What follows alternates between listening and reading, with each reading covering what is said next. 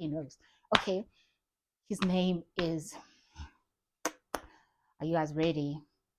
Yeah, his name is Prosper. Prosper, I'm sure you're married now. I'm sure you've got beautiful children because you were a beautiful man. And I just want you to know that my crush on you was fake, buddy. It was fake. What's up, everybody? My name is Haratwe, and welcome to Changing the Paradigm. So this is not just a YouTube channel. I'd like to look at it as home. Your home, my home. And in this home, what do? We prioritize mental health. And as the saying goes, your health is your wealth. So at the end of the day, you have to invest in it. So we'll be talking about a couple of themes that come up when someone talks about mental health, things from trauma, what causes trauma, people pleasing, your inner child. You know, these words that can sometimes be like buzzwords, but they form part of who we are. So we'll be expanding more on those words. And one thing about me, I can tell stories, and I'd like to speak about things that I have been through. So I take my psychology degree and then I take my experience and I tell you guys about it. And then we just have a community of people that want to improve and want to change the paradigm. And before the end of this video, I'm going to talk about what it means to change the paradigm. So stay tuned. So today I'd like to talk about people pleasing, how to know that you're a people pleaser, and how to overcome it. For one, I'm a people pleaser. I'm a recovering people pleaser. And I'll tell you a story about when I actually realized that I could actually have a problem. It was very early on in my life. I think I was a teenager. So where I used to stay outside my room. So when you look at, I was in the hood. I grew up in the hood. So in the hood, our houses are very close to one another. So when you look outside of the window, you can literally see your neighbor. So there was this house with the most beautiful landscape I've ever seen, nothing like that in the hood. And I'd get lost in it, and my imagination would be like, it would go wild because I'm like, what kind of people live there? And if the landscape is like that, how's the house in, like, how's the interior? Who lives there? And it would be my favorite thing to do, just to get lost in that particular, just viewing that place. And then one day I'm like, okay, I've been looking at this place for so long. Let me go and just check, because where I was, it's a bit of a distance, so I don't get the clear view of everything that's going on. So I was like, no, I'm going to the gate and I'm going to see what this house looks like. Maybe I'll be lucky enough and someone will ask me to go in. I didn't think of stranger danger. Mm-mm. I just wanted to go in the house. So that's what I did. I go stand by the gate, and this place is more beautiful than I expected. Like, I was like, who stays here? You know? And I'm just so excited, when you've just been seeing something from a distance and now you're here. And it just felt like a manifestation coming true. So as I was lost in this view and this beauty, this guy comes and asks me, guy my age, probably a year or two older than me, and very beautiful. And to be honest with you, as soon as I saw that guy, I kind of forgot about the beauty of the landscape because he was such a beautiful man. Okay, he was a beautiful boy because we were still young, but what? So he asked me, how can he help me? And he's like, no, that's his house. He stays there. So am I looking for someone? Instead of telling him, because he also had like a flirty thing, so I don't want to disappoint him, people pleasing. Instead of telling him, I love your landscape, your house is so beautiful, and just giving him the backstory as to why I'm really here, I told him I came to look for him. I told him I'm here to see you. And obviously he's surprised, and you know and he's like, okay, what do you want to say to me? And I'm like, I'm too shy, I can't tell you. Maybe I'll write you a letter. What? And I left that house with that beautiful landscape having a fake crush. I could have just said, I'm here for your landscape. We could have we could have solved a lot, and we could have saved ourselves from decades of fake traumas. But anyway, that was my first thing. So anyway, I ended up writing him a letter telling him how much I love him, how much he's the most beautiful person I've ever seen, na. And this thing now plays into my future, because when I was busy with that foolery, he was in the same school with the guy who's now my husband, okay, who's now my ex-husband. But to find out that everyone knew that I had a crush on him and I wrote him that letter, which I really didn't have to, you know? So those are the things. That's when I was like, no, I've got a problem. I've got a problem, because now he was now my first crush, but it was fake. And I couldn't tell him. I couldn't tell him. I could never, ever tell him. And he went around telling everyone that I'm so in love with him, you know? And to be honest, I started being in love with him because now I forgot about the landscape.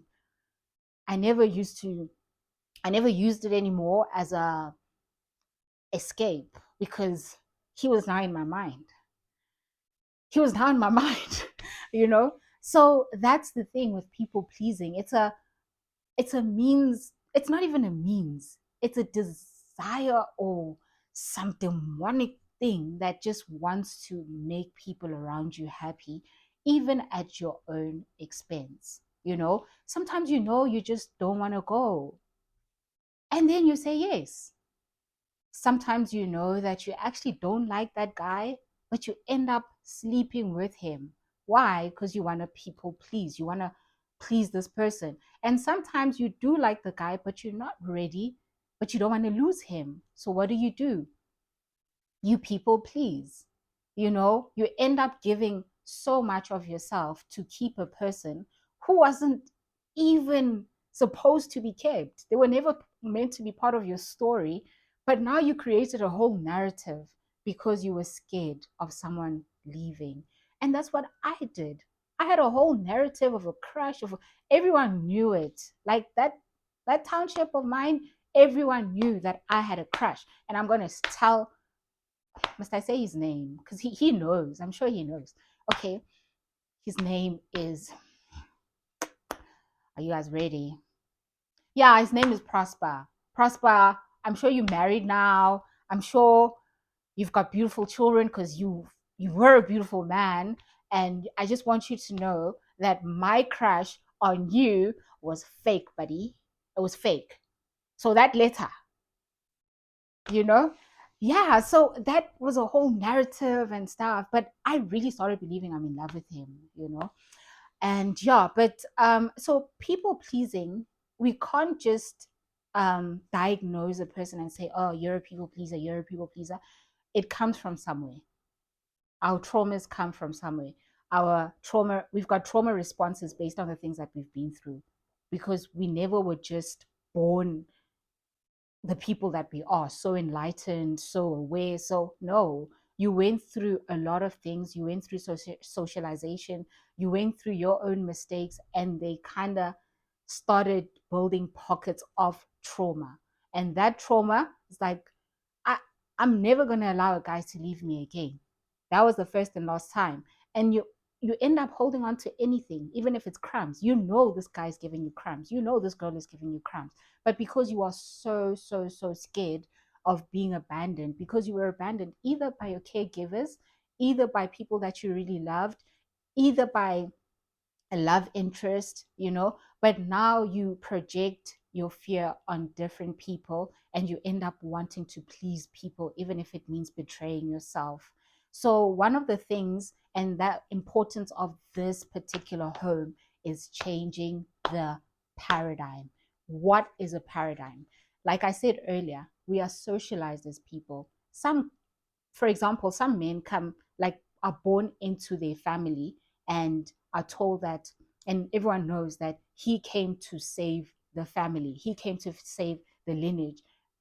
They don't know if he's got capacity to do that. He's already socialized to become what his family wants. A girl, already, you are born a girl. You're already socialized to be a certain way, to dress a certain way, if you're born in a township, you're already socialized. If you're born a certain tribe, you're already socialized to be a certain way, a certain race, depending on where you are, your location, your race, you are socialized to be a certain thing so that you are an extension of the people that you come into.